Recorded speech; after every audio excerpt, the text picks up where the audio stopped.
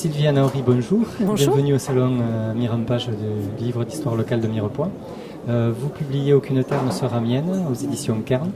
Un ouvrage original dans sa forme et moins sur son fond, puisque la guerre d'Espagne, c'est quelque chose qui ici dans le sud de la France a un écho assez profond dans les familles ou même sur la ville de La Venée, puisqu'il y a une association. Est-ce que vous pouvez nous parler du pourquoi de ce livre ?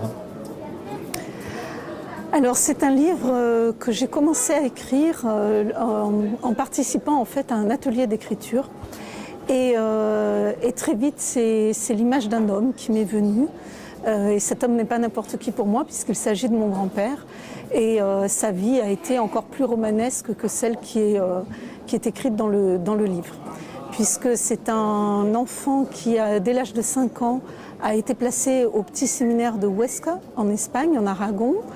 Il a suivi tout son cursus au petit puis au grand séminaire et au moment où il devait être ordonné prêtre, il a refusé l'ordination pour des raisons que j'ignore dans le livre, mais il s'agit d'un roman, il y a de très bonnes raisons.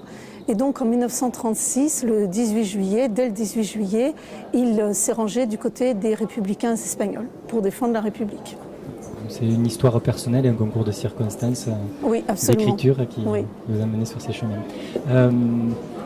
La façon dont vous racontez cette histoire, donc elle tient du roman, elle tient aussi de l'inspiration historique.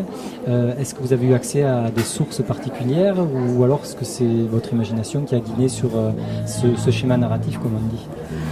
Alors je me suis tout d'abord beaucoup documentée. Parce que la guerre d'Espagne 36-39, c'est un petit peu limité, donc on se documente. J'ai une formation d'historienne et d'historienne d'art, donc ça m'a quand même beaucoup aidé. Des ouvrages en français, mais aussi des ouvrages en espagnol. Je me suis également rendue sur les lieux pour retrouver les ambiances, les lumières, les couleurs, les odeurs de l'Aragon, que ce soit à Saragosse, à Huesca, à Almudévar. Donc je me suis rendue sur les lieux et j'ai également beaucoup travaillé à partir de photographies et notamment des photographies des photojournalistes comme Gerda Taro, Chim ou bien sûr Robert Capa qui ont beaucoup travaillé sur la guerre d'Espagne et qui ont suivi la guerre d'Espagne dès 1936. Et pas de documentation écrite parce qu'il y a une partie mémorielle dans votre ouvrage. Il y a des écrits de votre grand-père qui Alors sont oui, restés. mais ces écrits, en fait, j'y ai eu accès tardivement. Et finalement, ça n'est peut-être pas plus mal parce que ce texte, Aucune terre ne sera mienne, est un roman, ce n'est pas un témoignage. Donc j'ai mis beaucoup de distance entre la personnalité de mon grand-père et mon héros que j'ai appelé Paco et qui ne porte pas du tout le nom de mon grand-père. Donc il y a une mise à distance par la fiction. Absolument. Par rapport aux événements. Alors par la fiction et à mon sens nécessaire d'un point de vue affectif. Parce que là, il y a trop de proximité affective, donc il était nécessaire pour moi d'établir une distance en changeant les noms, en changeant les prénoms, en modifiant les dates, même si elles ne sont pas évoquées de manière stricte ou pas nécessairement. Voilà, donc j'avais besoin de mettre cette distance, oui. Alors, l'autre narrateur, c'est le petit-fils de Paco, le héros principal. Oui. Est-ce qu'il y a une identification avec vous ou est-ce que comment vous avez nourri ce personnage ? Alors déjà, ce personnage, il porte le même nom que son grand-père, le même prénom, puisque Paco est le diminutif de Francisco en espagnol et le petit-fils s'appelle François. Je pense qu'effectivement, de manière très...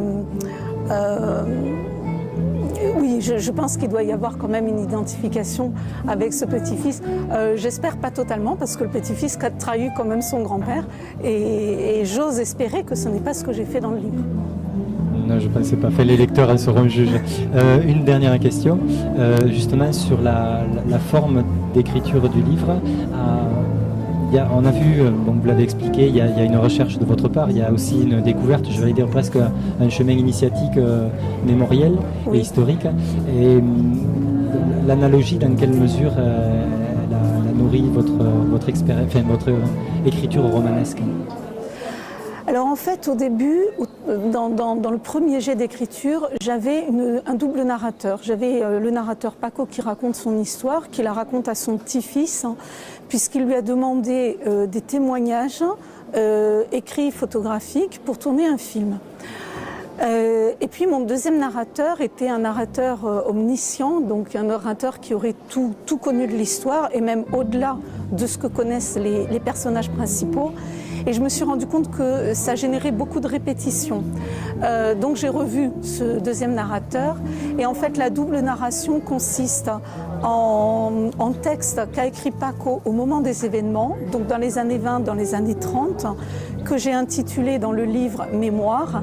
Et bien plus tard, une soixantaine d'années après les événements, il écrit Journal. C'est ce qu'il va transmettre à son petit-fils. Ce sont tous les feuillets qui ont été égarés. Et donc il va rajouter des éléments qui ont été perdus. Voilà, il m'a semblé que avoir la narration d'un homme jeune, d'un jeune homme et d'un homme jeune, d'un jeune adulte, et la narration d'un vieil homme permettait aussi d'avoir des points de vue différents, tout en gardant le même personnage. Et puis de jouer sur le lien de génération et de jouer sur la transmission le lien de relais. générationnel avec le petit-fils. Une ultime question sur le titre, Aucune terre ne sera mienne. Oui. Est-ce qu'il n'y a que l'exil qui transparaît à travers ce titre ou il y a une autre dimension ? Alors, il n'y a pas que l'exil. Au départ, j'étais partie sur un autre titre, mais qui était très beau, mais qui venait juste d'être pris, et sur un texte similaire qui portait sur la guerre d'Espagne, c'était Poussière d'exil. Non, il n'y a pas que l'exil dans le titre, je ne crois pas, parce que c'est aussi toute cette terre aragonaise qui n'appartient de toute façon à personne, et certainement pas au héros, qui est toujours dans une espèce de détachement, y inclus par rapport à sa propre famille, puisqu'il a été d'abord exilé par sa famille à l'âge de 5 ans, lorsqu'il quitte son village d'Almudébar et qu'il va 25 km plus loin pour étudier au séminaire des Jésuites. Donc la terre, c'est aussi celle-là. Donc une passionnante découverte et des chemins détournés de traverse, oui. C'est tout le programme auquel vous nous invitez. Merci beaucoup Sylviane. Merci d'avoir répondu à nos questions. Merci beaucoup.